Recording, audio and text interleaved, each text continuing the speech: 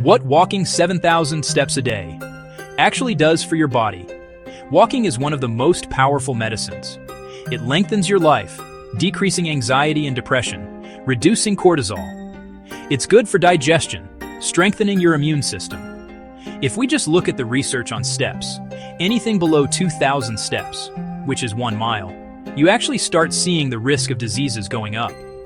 Then when you get up to about 4,500 steps, which is a little over 2 miles, you start to see cardiovascular benefits. If you go a little more past 7,000 steps, you start seeing a lot more benefits, including living longer. One of the things that will nullify the benefits of walking is sitting too long and then thinking that I can go ride my bike around the block and that will be enough to counter that. Unfortunately, it's not quite true. Let's first talk about the benefit of what walking can do to your blood sugar. Walking after a meal really will help any extra sugar that you ate. Another thing in the morning, when you wake up with high blood glucose, especially if you're a pre-diabetic or diabetic, walking can handle that too, because you can go for a walk in the morning and burn off that excess glucose, which should be a very, very good thing because we don't want the glucose converting into fat.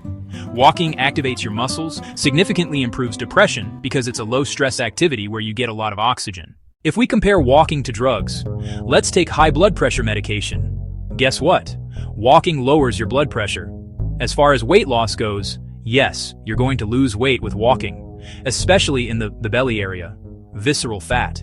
But when you exercise, you're going to be increasing muscle, and that weighs a little bit more than fat. Instead of focusing on weight loss, what I recommend you do is just measure your waist at the level of the belly button. You should see a significant decrease in belly fat. If you walk during a fast, you can improve your results greatly. This is why when you wake up in the morning and you don't eat, you fast until noon, you should walk in the morning. You'll get better benefits. Another tip with walking is if you walk briskly, you will have much better benefits. Even if we compare the same steps, if you're walking faster, your results are going to be better. There are a lot of other things to do to increase more intensity when you're walking.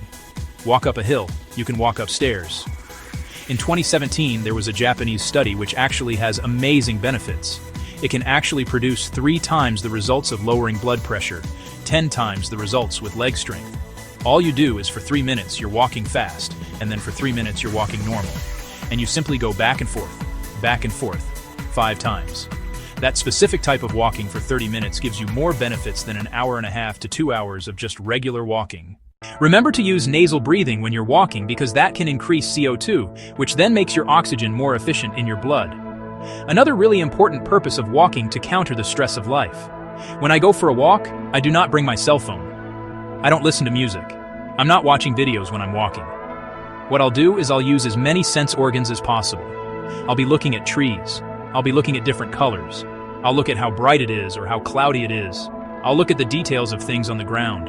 I try to really focus in on listening to all these different sounds as long as I can. Then I'll shift to smelling different things. These are all things that help you get into the present.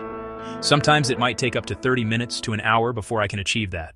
There's a couple of other tips I want to tell you about walking. You can also do a form of hypoxia training, mimicking how athletes train at high altitudes. How do we do that naturally? All you have to do is periodically sync your breath with inhalation for 3 steps and exhalation for 4 steps. This is not an exact hypoxia method. It's a form of it. It's something I would do, but it's a way of restricting oxygen to a certain degree. Then you can work up to every few minutes. You're going to hold your breath for 5 to 10 seconds.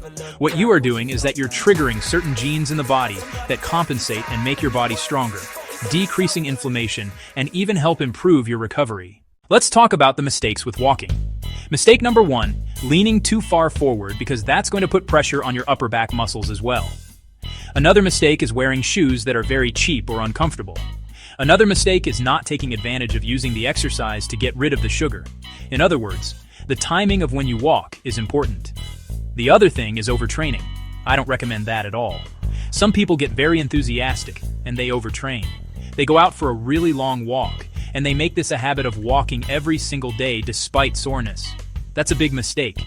You want to let your body recover so it's not so sore. Now that I covered walking, there's another type of exercise to take your fat loss to the next level in just 9 minutes a day. Check out this video right now to learn how to do it. This one right there. Click it.